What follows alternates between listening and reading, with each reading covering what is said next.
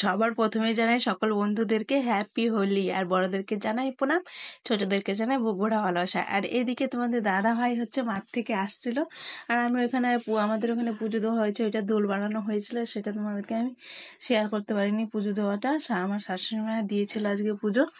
আর দিকে তোমার দাদা ভাই এসছে মাঠ থেকে, দেখো কি অবস্থা, একদম মানে পুরো ভিজা, আর আবির দিয়ে একদম সবাই ভূত করে দিয়েছে। আর আমি তোমাদের দাদাভাইকে বলছিলাম, তো সবার প্রথমে সবাই তোমাকে দিয়ে দিল, আমি তোমাকে রংটা দিতে পারলাম না। আর এদিকে তোমার দাদাভাই বলছিল, দাদা তোমাকে তো আমি দিতে পারলাম না প্রথমে, যেহেতু আমাকেও রং দিয়ে গেছিলো আমার পুতের বউরা আর কি, শাশুড়িদেরকে রং দিয়ে আবির দিয়ে গেছিল। আর এদিকে তোমার দাদাভাই তখন দেখালো না ব্যাগে ভেঞ্জি এনেছিল, সেই ভেঞ্জিটাই দেখাচ্ছিল। আর এদিকে দেখো আমাদের বাবাটার কি অবস্থা, রং খেলবে না ঘরে বসেছিল চুপচাপ করে, দিয়ে এর মধ্যেই কটা ভাত খেয়ে রাস্তায় গেছে, আর সব বন্ধু বান্ধবরা মিলে ওকে ভূত করে দিয়েছে।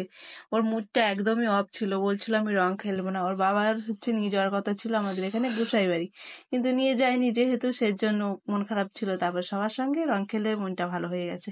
আর এদিকে আমি ছাদে এসেছিলাম, ছাদে একটু রিলস করবো বলে, আর তোমাদের দাদা ভাইও এসছে। তারপরে আমি সেই গানে করছিলাম, আর দেখো তোমার দাদা ভাই আমাকে আর কোনো রং পাইনি, পেয়েছে শুধু সবুজ রং। সবুজ রং দিয়ে একদম ভূত করে দিয়েছে আমাকে। আমিও তোমার দাদা ভাইকে ছাড়ছি না, আমিও তোমার দাদা ভাইকে ভূত করে দেবো, সেটাই বলছিলাম। দাঁড়াও দেখো, আমি বলছি দাঁড়াও, তোমার টাক মাথায় আর কোথাও দেবো না, আমি তোমার টাক মাথায় দেবো। তুমি আর কোনো রং করছো না, আমাকে শুধু সবুজ রংটাই দিচ্ছ।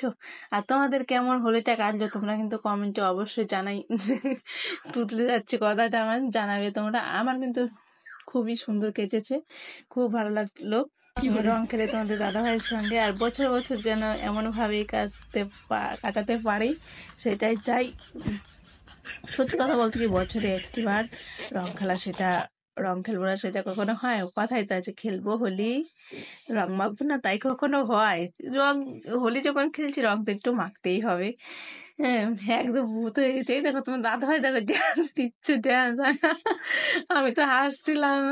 অডিও যেহেতু দেওয়া ছিল, অডিওটা না কি হয়েছে জানি না, অডিওগুলো সব কেটে গেছে। আর এদিকে আমি ছিলাম আমার ফোন নিয়ে, আমি রিলসের জন্য ব্যস্ত ছিলাম, কিন্তু সেরকম ভালোভাবে আমি কিছুই করতে পারিনি। তা আমি কি বলতো, এর আগে আমি করে নিয়েছিলাম, এটাও করছিলাম, আবিরে আবিরে রাঙালো এমন, বলো না আমাকে লাগছে কেমন? তোমরা সত্যি একটু কমেন্টে করে বলো।